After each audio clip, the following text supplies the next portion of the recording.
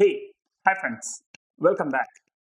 నేను చెప్పినట్టుగా అసలు వాట్ ఈజ్ H1B అనే దాని మీద 10 కాన్సిక్యూటివ్ వీడియోస్, అంటే దాన్ని టోటల్గా 10 స్ప్లిట్స్గా స్ప్లిట్ చేసి 10 వీడియోస్ ఇస్తానని చెప్పాను. This is video number 1. ఈ వీడియోలో మనం అసలు H1Bలో ఎన్ని స్టెప్స్ ఉన్నాయో అర్థం చేసుకుంటాం. Like we have 3 important steps in the H1B process.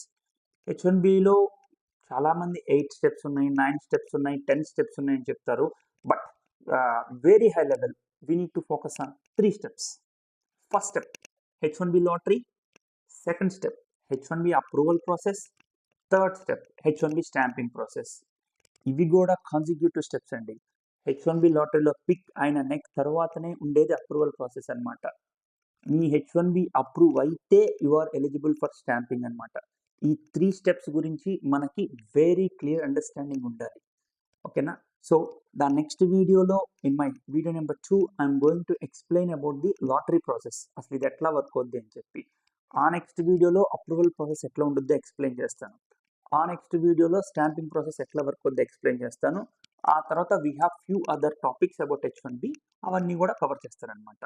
So do remember, we have only 3 important steps anamata. Okay, we'll discuss about this lottery process in the next video. Thank you. Bye.